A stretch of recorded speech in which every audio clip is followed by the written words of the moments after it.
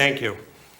Mr. Chairman, Mr. Vice Chairman, members of the National Commission, I appreciate the opportunity to testify before the Commission about the work of the Department of Justice Office of the Inspector General on border security issues. Both before and after the September 11th terrorist attack, we have focused much of our resources on these and other national security issues in the Department of Justice. Today, I will describe findings from several of these reviews that examined programs in the Immigration and Naturalization Service.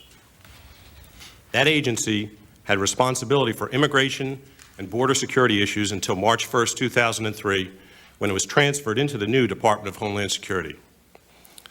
At the outset of my remarks, I want to stress that while we have noted serious deficiencies over the years in various INS operations, this should in no way diminish the important work of thousands of INS employees, now DHS employees. Most of them perform diligently under very difficult circumstances, and their mission is critical to the security of our country. Yet, our reviews have revealed significant problems that left gaps in the INS's attempts to secure the nation's borders. In one important review, we examined the INS's contacts with two September 11 terrorists, Mohammed Atta and Marwan al-Shahhi. We investigated how these two were admitted in the United States. We also examined how, 6 months after the terrorist attacks, a Florida flight school received notification that Atta and al-Shahhi's applications to change their immigration status from visitors to students had been approved. The mailing of these forms 6 months after the attacks raised serious concerns about the INS's tracking of foreign students in the United States. With regard to Atta and al-Shahhi's entries into the U.S., the evidence did not show that the inspectors who admitted them violated INS policies and practices. However, our review found that the adjudication of their change of status applications was untimely and significantly flawed. The INS took more than 10 months to adjudicate the applications, well after Atta and al-Shahhi had finished their training course at the Florida Flight School. In addition, the INS adjudicator who approved their applications did so without adequate information, including the fact that they had left the country twice after filing their applications, which meant they had abandoned their request for a change of status. We also found that historically, the INS has devoted little attention to monitoring foreign students, and its paper-based tracking system was inefficient, inaccurate, and unreliable. The new internet-based foreign student tracking system, called SEVIS, has the potential to dramatically improve the foreign student program. Last month, the OIG completed a follow-up review to assess the INS's progress in implementing the SEVIS system. We found that while the INS has made progress, the system is not fully implemented.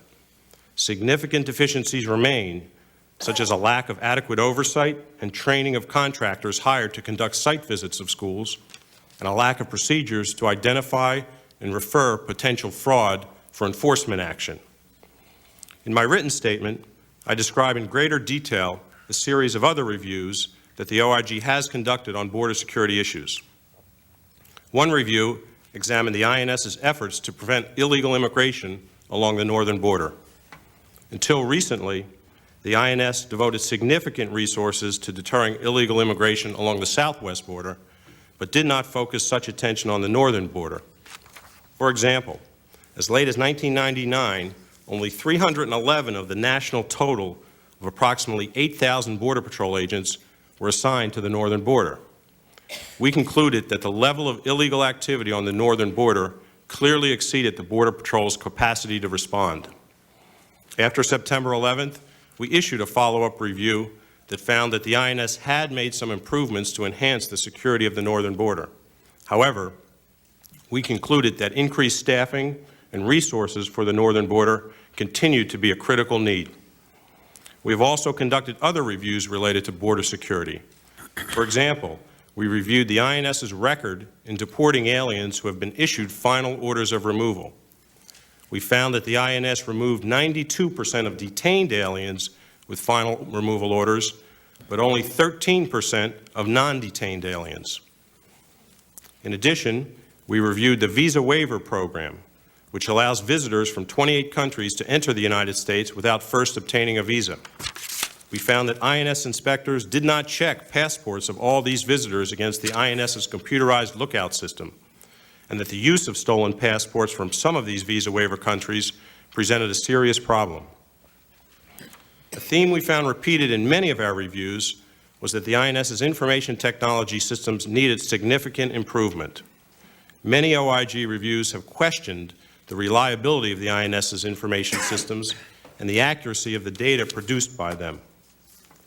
In addition, INS information systems are not always integrated with other agencies' systems.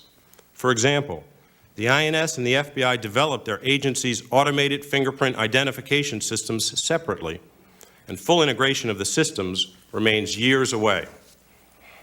I also want to mention briefly one other review that, while not addressing border security issues, does relate squarely to the Commission's work. At the request of FBI Director Mueller in June 2002, we initiated a review to examine aspects of the FBI's handling of intelligence information prior to the September 11th attacks. Our review focuses on how the FBI handled an electronic communication written by an agent in its Phoenix office regarding extremists attending flight schools in Arizona. Our review also is examining aspects of the FBI's handling of the Moussaoui investigation and its handling of other intelligence before September 11th. I believe the final results of this review will be useful to the Commission, and we intend to cooperate fully with your review of these subjects. Based on the significant body of work by the OIG during the last several years, I believe there are several broad themes that the Commission may want to examine relating to border security. First, information and intelligence sharing among all levels of government remains a critical component of the effort to prevent terrorist attacks in the United States. Without adequate intelligence, the ability of frontline employees to screen effectively those who seek to enter the country is limited. Second, our reviews have found that the current systems for identifying when aliens enter and leave the country are clearly inadequate. Implementing an effective entry-exit tracking system is a daunting challenge that will require substantial efforts and a large investment of resources. Third, we encourage the Commission to focus on the often overlooked issue of human capital. To fulfill its mission, the Department of Homeland Security must have sufficiently trained immigration staff and supervisors. Historically, this has been a challenge for the INS. Fourth, I think it's also important to note that timely and consistent processing of the millions of benefit applications has been a long-standing problem for the INS and now for the DHS. An enhanced focus on border security should not override this important service-related responsibility. Finally, the transfer of the INS to the Department of Homeland Security presents enormous management challenges. The transfer will not, in itself, resolve the issues I have identified today. Solutions to border security issues will require innovation and aggressive management oversight. In sum, I believe that these border security issues present many potential areas for the Commission to examine in the months ahead. We would be pleased to provide any information or assistance to the Commission as it performs its critically important task. That concludes my statement, and I would be pleased to answer any questions. Thank you. I think we'll do the panel and then come back probably.